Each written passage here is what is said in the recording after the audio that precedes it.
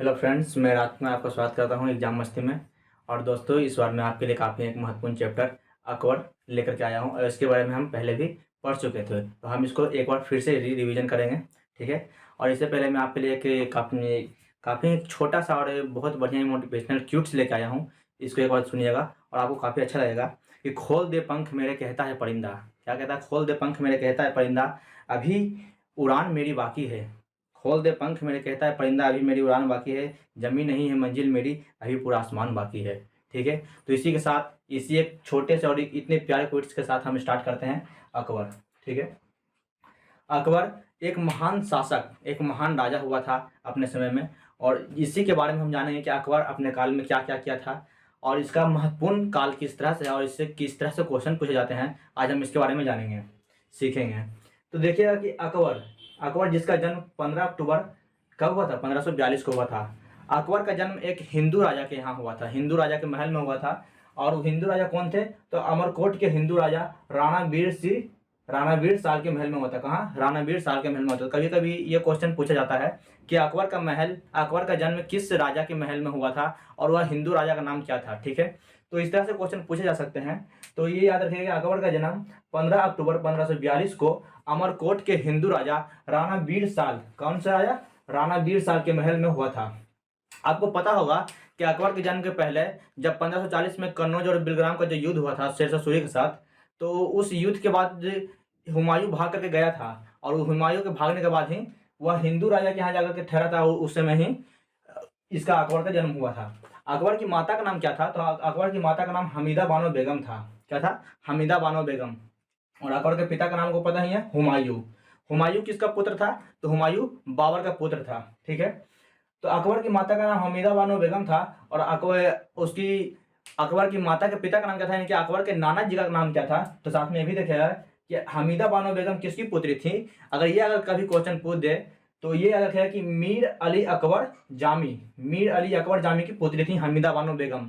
आजकल के जो एग्जाम आते हैं, एग्जाम में जो इस तरह से क्वेश्चन पूछाते हैं, काफी डीपली क्वेश्चन पूछे जाते हैं। ठीक है। तो इसलिए मैं एक एक छोटे छोटे पॉइंट्स को लेकर के आपके साथ आया हूं, आपके सामने आया हूं, ताकि हम इस छोटे छोटे पॉइंट्स का डिस्कस कर सकें और आपके सामने में, इसलिए इसको लेकर के आपके सामने में रख सकूं, इसको प्रस्तुत कर सकूं। ठीक है। तो देखिए कि हमीदा बानो बेगम किसकी पुत्री थी? अमीर अली अकबर बाबा जामी की पुत्री थी। अकबर जब 1546 में एक मुस्लिम जो होते हैं तो उनमें एक प्रथा होती है कि जो बच्चे होते हैं उनका खतना किया जाता है। तो खतना के समय में क्या हुआ था कि अकबर के खतना के समय में हुमायूं ने अकबर को जलालुद्दीन मोहम्मद अकबर नाम दिया था। लेकिन इससे पहले अकबर का बचपन का नाम अगर पूछा था कि अकबर के बचपन का नाम क्या था, तो बदरुद्दीन था। क्या था? अकबर के बचपन का नाम बदरुद्दीन था। लेकिन जब अकबर का जब खतना हुआ था तो उसको जलालुद्दीन मोहम्मद अकबर का नाम दिया था। किसने? हुमायूं ने रखा था। ठीक है। अकबर का पालन पोषण किसने किया था? तो अकबर का पालन पोषण महामंगा ने किया था। जैसे कि मैंने आपको बताया कि अकबर का जन्म जो हुआ था एक राजा के महल में हुआ था और हिंदू राजा थे, राणा वीर साल महल में हुआ था। और हुमायूं के पास उसमें कुछ नहीं था, ना राज था ना पाठ था। तो हुमायूं उसमें अकेला था और दर दर भटक रहा था। तो हुमायूं अपने पुत्र को जन्म देने के बाद वह काबुल पे अधिकार करने के लिए निकल जाता है वहां से। ठीक है। तो हुमायूं तो वहां से निकल जाता है और हुमायूं अपनी पत्नी के साथ निकल जाता है। तो वह अपने पुत्र को, यानी कि अकबर को किसके हाथ हो? महामंगा के हाथ में सौंप देता है और वहां से चला जाता है। तो अकबर का जो पालन पोषण करती है कौन रहती है? महामंगा करती है। ठीक है। और अकबर के जो प्रतिपोषक पिता होते हैं, यानी कि अकबर को जो पिता की तरफ में पालता है, तो वो कौन थे? तो अकबर के पिता की तरह जो पालते हैं, यानी कि प्रतिपोषक पिता कहा जाता है। ठीक है। प्रतिपोषक पिता अतका खां थे। कौन थे? अतका खां प्रतिपोषक पिता थे। ठीक है। अतका खान की पत्नी का नाम क्या था? तो जीजी अंगा। अतका खान की पत्नी का नाम क्या था? जीजी अंगा था।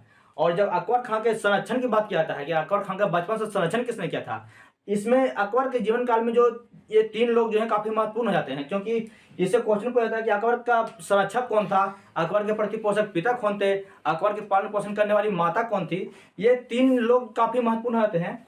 और इसके साथ ही देखिए कि अकबर के पालन पोषण महामंगा ने किया था, प्रतिपोषक पिता अतका खां थे। ठीक है। और अकबर का जो संरक्षण क्या थे, ये काफी महत्वपूर्ण है। अकबर के संरक्षक थे बेरम खां। कौन थे? बेरम खां। बेरम खां जो थे यह करायकुल तुर्क थे। कौन थे? करायकुल तुर्क थे। और यह हुमायूं ने इनको क्या दिया था? हुमायूं के समय में ये आ गए थे। हुमायूं सागर की मित्रता इन्होंने की थी बेरम खां ने। और हुमायूं ने इन्हें खान बाबा, कौन सा उपाधि दिया था, खान बाबा की उपाधि दी थी, और यारे वफादार की उपाधि दी थी। ठीक है, यानी कि जब इन्होंने हुमायूं शाह की मित्रता की थी तो मित्रता करने के दौरान, मित्रता के बाद हुमायूं ने इन्हें खान बाबा और यारे वफादार की उपाधि से हुमायूं ने इन्हें नवाजा था। ठीक है, इसके बाद देखिएगा कि अकबर 1551 में 1551 में यानी कि 1551 में गजनी के सूबेदार बने थे और फिर पंजाब और लाहौर के भी सूबेदार 1551 में ही बने थे। तो अकबर का अगर पूछा जाए कि पहला सूबेदार अकबर कहाँ के बने थे और कब बने थे, तो 1551 में ये गजनी के और फिर पंजाब और लाहौर के सूबेदार बने थे। ठीक है, इसके बाद 1551 में अकबर प्रथम शादी करते हैं, पहली बार शादी करते हैं, पहला शादी उनका होता है। तो 1551 में अकबर ने हिंदयाल की पुत्री रुकैया बेगम के साथ विवाह कर लिया था। ठीक है, इसके बाद 1555 में क्या होता है कि अकबर 1555 में सर हिंद को, किसको, सिकंदर सुर को हरा करके सर हिंद को जीत लेते हैं, और सर हिंद को जीतने के उपलक्ष्य में हुमायूं उन्हें राजकुमार यानी कि युवराज घोषित कर देता है। ठीक है, इसके बाद देखिएगा अकबर के बारे में, अकबर जो राजगद्दी प्राप्त करता है उसको राजगद्दी किस तरह से मिलता है, थोड़ा सा हम इसके बारे में सीखेंगे, जानेंगे कि हुमायूं की मृत्यु के पश्चात, यानी कि हुमायूं की मृत्यु कब होती है, 26 या 27 जनवरी को हुमायूं की मृत्यु होती है। तो 26 या 27 जनवरी को इसकी मृत्यु होती है, कब, 1556 में ही, 26 या 27 जनवरी 1556 को हुमायूं की मृत्यु होती है। और कहाँ से होती है, दिनप्रहा नामक पुस्तकालय से, उसके द्वारा ही बनाए गए भवन से, दिनप्रहा नामक पुस्तकालय से गिर करके, सीढ़ियों से गिर करके उसकी मृत्यु होती है। और मृत्यु के बाद 14 फरवरी 1556 को, कब, 14 फरवरी 1556 को बैरम खां के संरक्षण में, किसके संरक्षण में, बैरम खां के संरक्षण में गुरदासपुर के नजदीक कासिम नामक स्थान पर अकबर का राज्याभिषेक होता है। अकबर का राज्याभिषेक किस तरह से होता है ये मैं आपको बताता हूं। तो अकबर का राज्याभिषेक जो होता है, गुरदासपुर के समीप जो कासिम नामक स्थान पर बताया गया है, वहां पर ईंटों का महल बना करके, यानी कि ईंटों को सजा करके और वहां पे ईंटों से घेर करके चारों तरफ से, तब अकबर का राज्याभिषेक किया गया था। ठीक है, अकबर के जो शिक्षक थे, हालांकि हम जानते हैं कि अकबर पढ़ा लिखा नहीं था, लेकिन अकबर को जो राज्य का ज्ञान दिया गया था, यानी कि राज्य के विद्या, राज्य का ज्ञान, उसको राज्य चलाने का जो ज्ञान प्राप्त हुआ था, तो हालांकि हर किसी के जीवन में कोई ना कोई गुरु, कोई ना कोई शिक्षक होते हैं, हालांकि वो पढ़ा लिखा रहे या ना रहे, लेकिन उसको ज्ञान जरूरी होता है। तो ये कि उतने बड़े राज्य को चलाने के लिए, उतने बड़ी सेना को चलाने के लिए उसको जो ज्ञान प्राप्त हुआ था वो थे कौन, अब्दुल लतीफ। यानी क्या कहा जाता है कि अकबर के गुरु कौन थे, अकबर के शिक्षक कौन थे, तो ईरानी विद्वान अब्दुल लतीफ अकबर के शिक्षक थे। ठीक है, और मक्का, जब अकबर के जो शिक्षक कौन थे, अब्दुल लतीफ थे। इसके बाद जो बैरम खां थे, तो बैरम खां की जो तरक्की होती थी, तो बैरम खां की तरक्की को देखते हुए ये महामंगा को बैरम खां से काफी नफरत होने लगता है, और बैरम खां से जब नफरत होने लगता है तो वह अकबर को बैरम खां के उपलक्ष्य में भड़काती हैं, उनके मन में यानी कि अकबर के मन में कुछ गलत भर देती हैं, जिसके कारण क्या करते हैं कि अकबर बैरम खां को कहते हैं कि उनके सामने 3 ऑप्शन रखते हैं कि या तो आप मेरे सलाहकार बन जाइए, या तो आप यहाँ से मक्का चला जाइए, या तो फिर आप आराम कीजिए। इस तरह के कुछ 3 ऑप्शन दिए गए होंगे। तो वह मक्का जाना स्वीकार करते हैं, कौन, बैरम खां।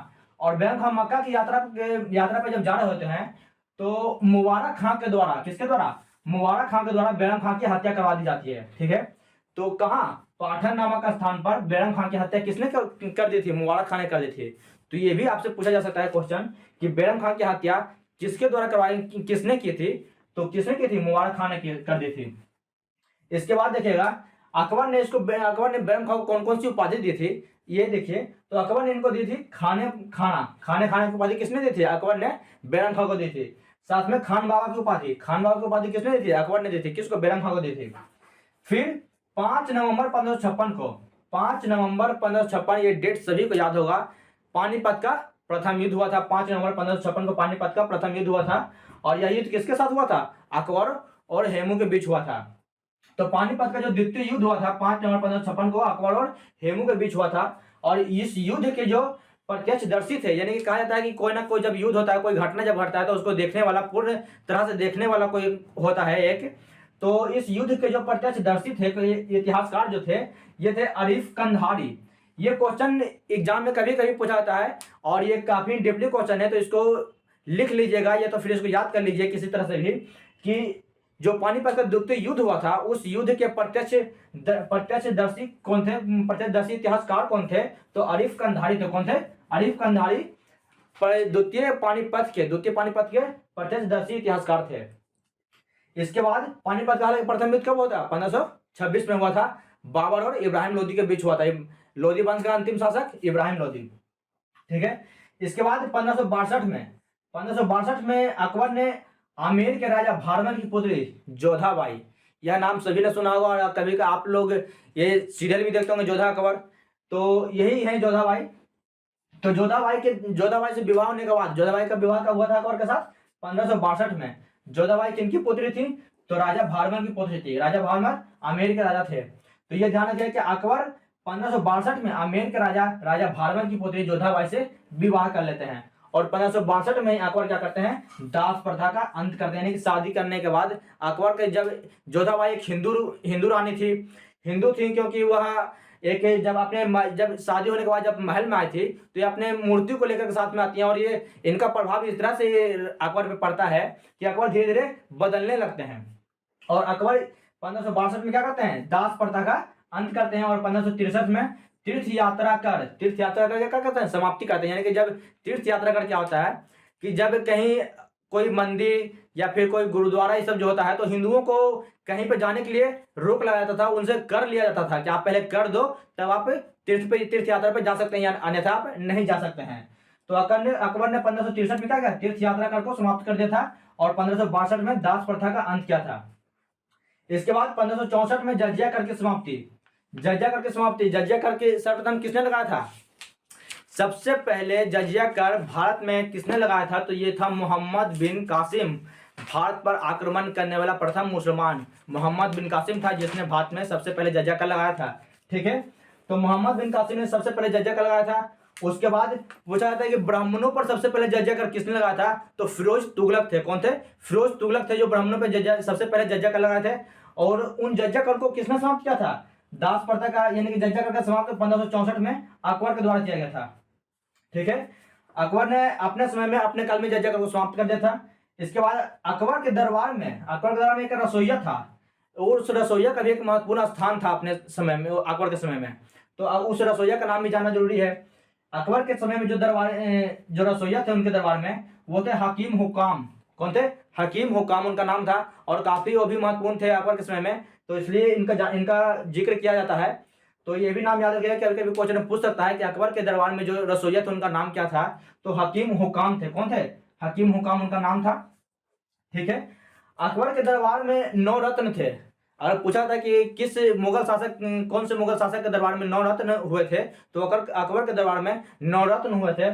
और वो 9 रत्न कौन कौन थे, जिसके बारे में सबसे पहले मैं आपको सबसे महत्वपूर्ण 9 रत्नों में से एक को मिलवाता हूं, वो थे बीरबल। कौन थे? बीरबल थे। बीरबल जिनका जन्म कल्पी में 1528 में हुआ था। कहां हुआ था? कल्पी में 1528 में होता, और जिनके बचपन का नाम क्या था? महेश दास था। महेश दास उनका बचपन का नाम था, और यह ब्राह्मण परिवार से संबंधित है। ठीक है। यानी कि बीरबल का जो जन्म हुआ था वो ब्राह्मण परिवार में हुआ था, और उनके बचपन का नाम महेश दास, जैसे कि मैंने आपको बताया। और यह 9 रत्नों में से सबसे खास और सबसे प्रसिद्ध 9 रत्न थे। अकबर के सबसे खास थे ये। अकबर ने इन्हें कविराज और राजा की उपाधि प्रदान की थी। अकबर ने इन्हें क्या दी थी? अकबर ने बीरबल को कविराज और राजा की उपाधि से नवाजा था। दीन-ए-इलाही धर्म जिसकी स्थापना किसने की थी? अकबर ने की थी। और इसकी स्थापना कब हुई थी? 1582 में दीन-ए-इलाही धर्म की स्थापना हुई थी, अकबर के द्वारा की गई थे। जैसे कि यह क्वेश्चन पूछा था कभी कभी एग्जाम में कि दीन-ए-इलाही धर्म का स्थापना किसने किया था, किसके द्वारा किया गया था? तो अकबर के द्वारा दीन-ए-इलाही धर्म की स्थापना किया गया था, और यह 1582 में दीन-ए-इलाही धर्म की स्थापना हुई थी। ठीक है। और इसको अपनाने वाला, दीन-ए-इलाही धर्म को अपनाने वाला प्रथम और अंतिम हिंदू कौन था? यानी कि दीन-ए-इलाही धर्म को सिर्फ एक ही हिंदू ने अपनाया था, और वो कौन था? तो वो था बीरबल। कौन थे? बीरबल थे। वो बीरबल पहले हिंदू और अंतिम हिंदू थे जिन्होंने दीन-ए-इलाही धर्म को अपनाया था। तो एक अकबर का एक छोटा सा पार्ट था, और इसके आगे में आपको जो 9 रत्न है तो नेक्स्ट पार्ट में आपको मैं डिस्कस करूंगा। ठीक है। तो अकबर के इस छोटे से पार्ट को एक ना 2 बार देखिए, इसको लिखिए। जय हिंद, जय भारत।